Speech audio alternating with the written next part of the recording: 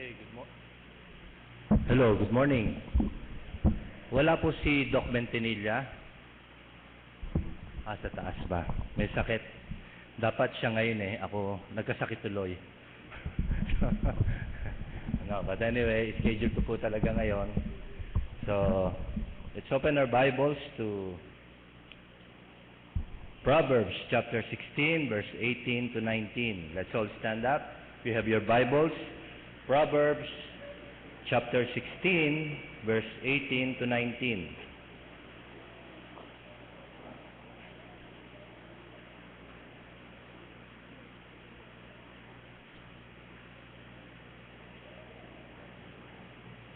Okay, let's read all together. Proverbs chapter 16, verse 18 to 19. Ready? Begin. Pride goeth before destruction, and a haughty spirit before a fall. Better it is to be of an humble spirit with the lowly, than to divide the spoil with the proud. Okay. The title of the message for today is, There is Cure for an Inflated Ego. The cure for an inflated ego. Let's go to the Lord in prayer. Manaming Diyos na nasa langit, maraming salamat po sa pagkakataong kami po'y magbuklat muli na inyong salita na pag-aralan, Panginoon, ang katuruan mula sa kawikaan. Dalangin ko ang iyong banal na Espiritu, ang maganda na aming puso, ang banal na Espiritu ang siyang magturo sa amin ang dapat naming matutunan sa araw na ito. Especially this kind of sin, the sin of pride. Nilalapit namin ang bawat isa sa inyo, Panginoon, ikaw ang magabay sa bawat isa sa amin. So, usapin po kami sa pagkakataong ito. Sa pangalan ni Jesus, isang dalangin, Amen. You may now sit down. There is cure for an inflated ego or pride. No, meron pong sagot o merong kasagutan o gamot dito sa tinatawag na ating pride. Okay? The writer of the Proverbs, King Solomon, presented to us this kind of sin in a straightforward manner and with a warning. So sabi niya, pride goeth before destruction. So makikita natin, King Solomon have experienced this, why he can say this in the book of Proverbs. Pride goeth before destruction. Unbelief and pride are the twin sin in our life that go hand in hand. Okay? Unbelief, next slide, and pride are the twin sin in our life that go hand in hand. First, let us understand the sinfulness of pride. To overcome this sin, we must understand the sinfulness of pride. It is to recognize its dangers. God hates pride and resists proud people. No? Galit po ang Diyos sa pride or mayabang. And God resists proud people even if those people are Christians. James 4:6 says, But he giveth more grace, wherefore he saith, God resisteth the proud, but giveth grace unto the humble. It is between proud against humble people. The one meaning of pride is a denial of dependence upon God. Pride is a denial of dependence upon God. In 1 John chapter 2, verse 16, if lust of the flesh talks about our passion, lust of the eyes talks about possession. Okay? Lust of the flesh talks about the passion, lust of the eyes talks about possession. Then the pride of life talks about position. Okay? Pride of life talks about position. Nasaan ka na ba ngayon? Ano ba ang position mo? First, to understand the sinfulness of pride, let us look at how Lucifer was cast down because of his inflated ego. So, tignan natin si Lucifer. Ito yung kauna-unahan po, no? The name Lucifer, ayan po si Lucifer. Tignan nyo, baka katabi nyo. The name Lucifer means day star or son of the morning. Ang ganda po ng title niya, no? Day star or son of the morning. Many recognize it as an alternate name of Satan, the fallen angel. But prior to his downfall, Lucifer was a magnificent being with a unique ministry. Iba po yung ministry niya. Unfortunately, pride overtook his heart, and that sin cost him everything. So that is the danger. When teaching on this serious topic such as Satan and sin, Lucifer is one of the three archangels mentioned in the scriptures. He was created by God just as all angels were, but his role was different from the other angelic host. Lucifer was referred to as the covering angel. Just as the cherubim covered the mercy seat of the Ark of the Covenant, Lucifer was established by God to be the angel of worship, one whose ministry surrounded the heart of heaven. He was created to dwell eternally in the throne of heaven in the very presence of God. Okay. Ezekiel 28 verse 13. It is the reference to Lucifer. We learn that Lucifer is an amazing being to behold. He was described, verse 13, you were the seal of perfection, full of wisdom, and perfect in beauty. So, ibang klase po yung description ni Lucifer. Full of wisdom, perfect in beauty. You were in Eden, the garden of God. Every precious stone was your covering, the sardius, topaz, and diamond, beryl, onyx, and jasper, sapphire, turquoise, and emerald with gold. The workmanship of your timbrels and pipes was prepared for you on the day you were created. Paano kaya kung iyan ang description sa iyo? Perfect in beauty. But what made Lucifer puppet up? Okay? Bakit yumabang si Lucifer? Lucifer's splendor and beauty did not last forever. While ministering, he began to consider his own position of prominence. Ito po yung danger. Pagka ikaw ay magandang-maganda, may danger. May nangingiti. Isip nila sila yon. Okay? Pagka ikaw ay full of wisdom, may danger. Okay? Baka matawag kang Lucifer. Now, he began to consider his own position of prominence. Lucifer became prideful, believing that he deserved more than what he already had.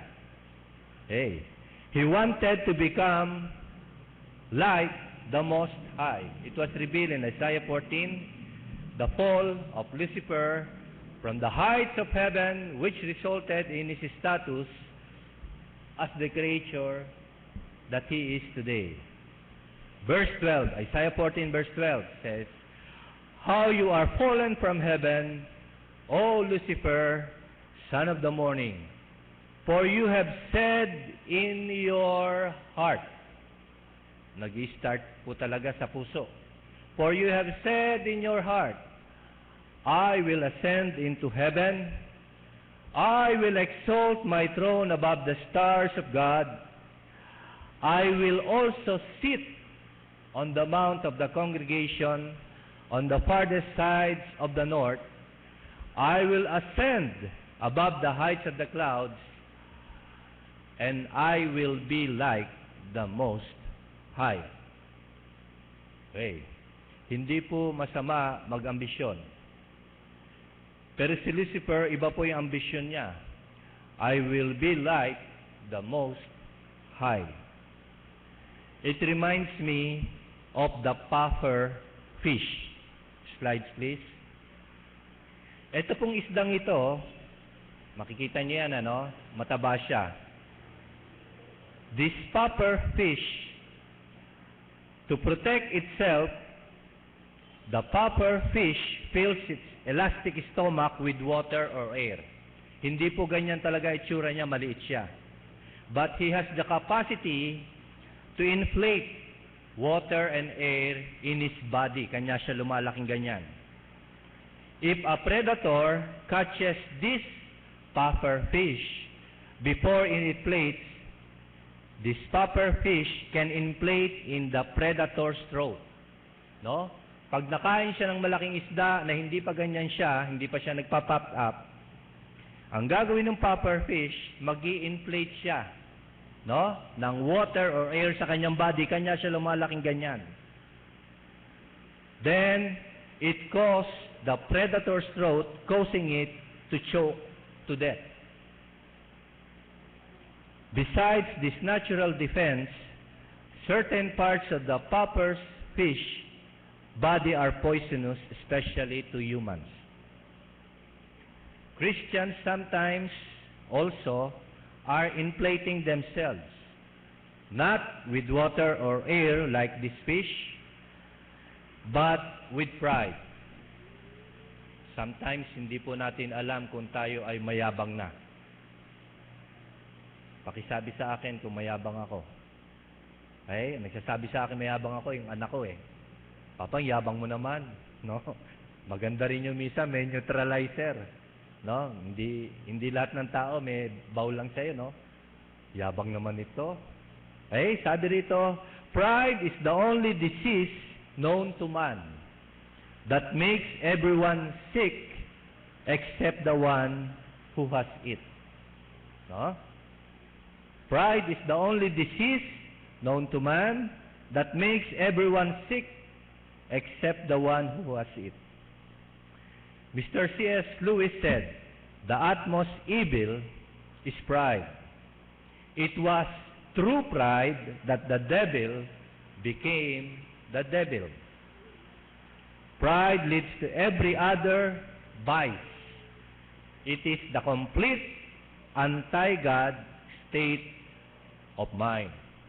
So makikita natin dito, ito raw yung isang sakit na alam ng lahat ng tao, pero yung ikaw na may pride, hindi mo alam. Parang silent partner. Ano po? Ano ba yung silent partner in other words? Ito yung may body odor, no? Alam mo, wala kang body odor, pero yung katabi mo, umaalis lagi. So parang ganun daw yung pride. It is a sick or disease that makes everyone sick except the one who has it. Now, let's look at the examples of proud people that God hates. Luke chapter 18, verse 9 to 14. Ebitek, pakibuka. Luke 18, verse 9 to 14. Verse 9, sabi dito, and he spake this parable unto certain which trusted in themselves that they were righteous and despised others. Verse 10, two men went up into the temple to pray, the one a Pharisee and the other a publican. The Pharisee stood and prayed thus with himself. It started with the word God. Next word, I. God, I thank thee that I am not as other men are extortioners, unjust, adulterers, or even as this publican. May tinuro pa siya. I fast twice in the week. I give tithes of all that I possess. Verse 13. Ito naman po yung publican. And the publican standing afar off would not lift up so much as his eyes unto heaven, but smote upon his breast, saying, God, be merciful to me, a sinner. Proud people that God hates, the Pharisee. Next, King Nebuchadnezzar, Daniel chapter 4. Daniel chapter 4, verse 28. 4 verse 28. All this came upon the king Nebuchadnezzar. At the end of 12 months, he walked in the palace of the kingdom of Babylon. The king spake and said, Is not this great Babylon that I have built for the house of the kingdom by the might of my power and for the honor of my majesty? Verse 31. While the word was in the king's mouth, there fell a voice from heaven, saying, O King Nebuchadnezzar, to thee it is spoken, the kingdom is departed from thee, and they shall drive thee from men, and thy dwelling shall be with the beasts of the field. They shall make thee to eat grass as oxen, and 7 times shall pass over thee until thou know that the Most High ruleth in the kingdom of men, and giveth it to whatsoever he will. The same hour was the thing fulfilled upon Nebuchadnezzar, and he was driven from men, and did eat grass as oxen. Kumain po siya ng damo. And his body was wet with the dew of heaven, till his hairs were grown like eagle's feathers, and his nails like bird's claws. So makikita po natin, pagka ikaw nagyabang, dito po sa instances ni King Nebuchadnezzar, right there and then, kasasabi niya lang po, siya po ay pinarusahan na. Next, Herod, Acts chapter 12, verse 20 to 23.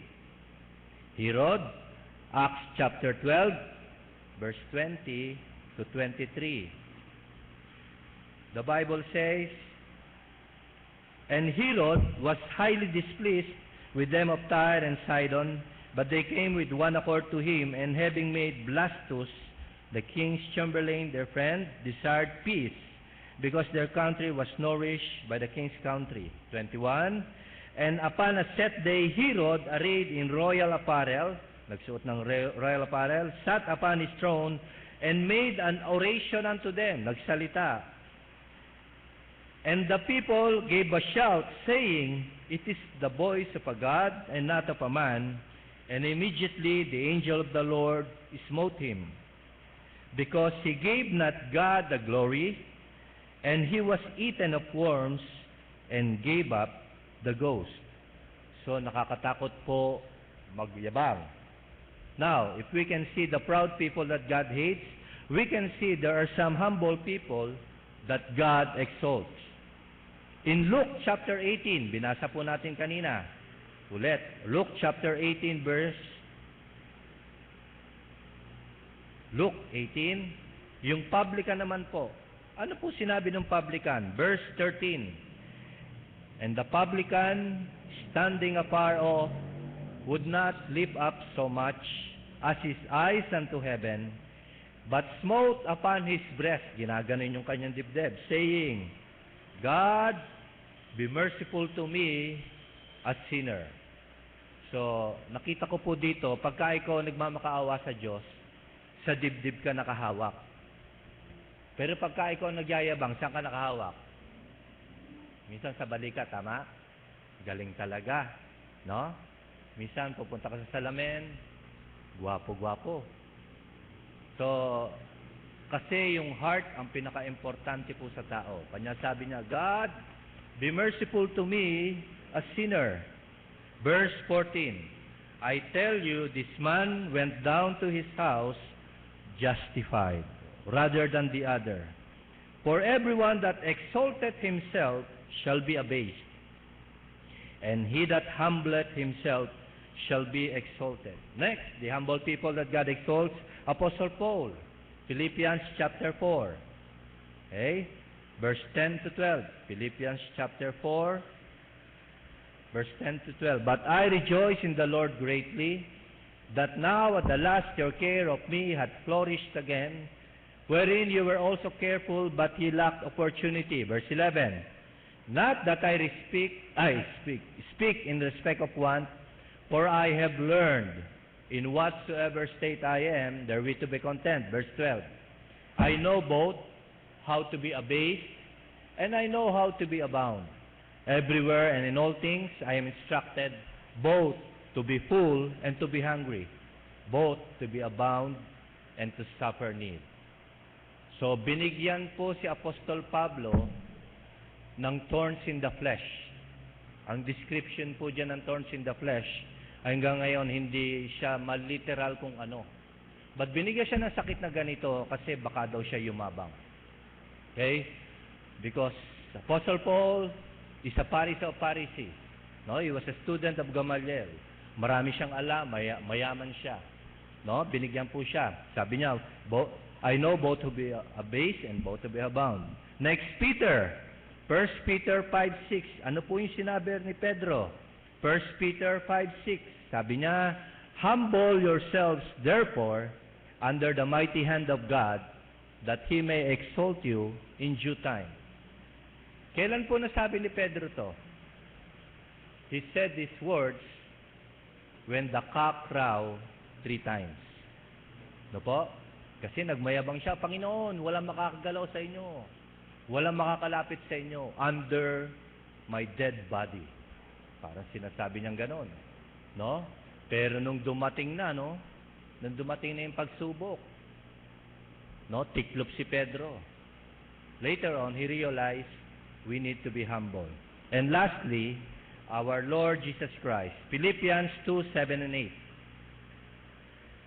Philippians chapter 2, verse 7 and 8. But made himself of no reputation, and took upon him the form of a servant, and was made in the likeness of man. And being found fashioned as a man, he humbled himself, and became obedient unto death, even the death of the cross. We can see the comparison of proud people that God hates and humble people that God exalts. Someone has said, next slide, no matter how big your house is or how recent your car is, how big your bank account is, our graves will always be the same. Stay humble. Okay. Now, question. How do we know if we have pride? Ito, maganda to. Here are some helpful questions for us to consider. Paano malalaman na ikaw ay mayabang? Number 1. How quickly do I admit I was wrong? Gaano ka kabilis na aminin na ikaw ay nagkasala? Number 2. Is it difficult for me to accept correction? Nahihirapan ba ako tanggapin yung mga correction? Number 3. Does being seen or heard by others make me feel good? Does being seen or heard by others make me feel good? Number 4. Do I often talk about myself and my opinions to others? No? Ano tawag doon? Nagbabangka ba? Yung ikaw yung salita na salita sa grupo. Number 5. Do I brag about my accomplishments or do things so others will notice me? Pinagyayabang mo ba yung, alam mo, kundi sa akin, wala yung Sunday school na yan eh. Okay? Kundi sa akin, hindi nila ginawa yan. Okay? Number 6.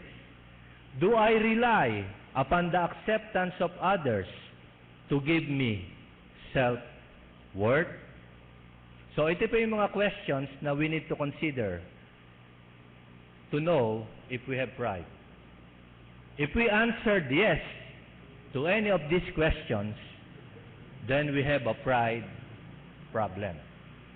Okay? I thank God because God never leave us wandering with this pride problem. Kanya nga po, there is a cure for the pride or inflated ego. He gave a solution. Better it is to be of humble spirit with the lowly. Minsan, examine who are your companions. Who are you with? No? What they think of you. Now you know that you have pride because of these questions. Now, we can have victory over pride when we compare our inflated thinking with reality. Okay. Ma-overcome po natin itong pride if we compare our inflated thinking with reality. Yung sa totoo lang. Reality check, number 1. Check natin sa reality. Number 1. The moment we are not willing to accept godly correction, we are in a dangerous spot. Hebrews 12:6. What does Hebrews 12:6 say? For whom the Lord loveth, He chasteneth, and scourgeth every son whom He receiveth. Reality check number 1. The moment we are not willing to accept godly correction, we are in a dangerous spot. Reality check number 2. We are not that important. Sobra naman sir yan. We are not that important. God created us from dust. Genesis 3:19. Genesis 3:19. In the sweat of thy face shalt thou eat bread, till thou return to the ground. For out of it was thou taken, for dust thou art, and unto dust shalt thou return. Do you feel you are important? Masama naman yung wala kang value sa sarili. Pero ang ibig lang sabihin dito, don't feel you are too important. Okay? Reality check number 3. Our opinions mean very little. Only God's opinion matters. Psalm 115 verse 3. Tignan po natin. Psalm 115 verse 3. But our God is in the heavens. He hath done whatsoever He hath pleased. Okay. Yung opinion po ng Panginoon ang importante. Paano po natin malalaman? Sa salita po niya, sa salita ng Diyos. Reality check number 4. We have no accomplishments without God. We have no accomplishments without God. James 1:17.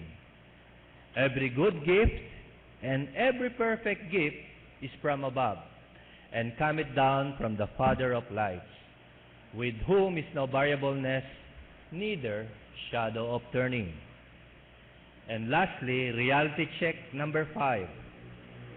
The praise of others does not define how valuable we are.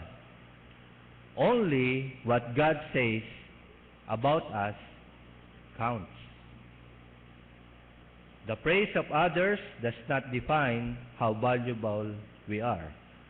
Only what God says about us counts. There are people that doesn't like the limelight, no? Gusto lang nila nasa likod, behind the scene. Okay? What important is God, what is God says about us? Proverbs 3:5-6. A very familiar verse. Proverbs 3 verse 5-6. Trust in the Lord with all thine heart, and lean not unto thine own understanding. In all thy ways acknowledge Him, and He shall direct thy paths. After knowing that we can have victory over pride, now, question. Do you see yourself as better than others? Do you see yourself better than others? Or are you focused on getting people to like you? Let's concentrate or focus on reality. What is reality? Focus on God, on others, and lastly, yourself. Your ego will deflate, and you will be an effective witness for Christ. What is the key here? Remember the source of your blessings, and you will have a heart that is truly humble. I pray to God, if you have this kind of sin, we will remember the source of our blessings. And God will give us a heart that is truly humble.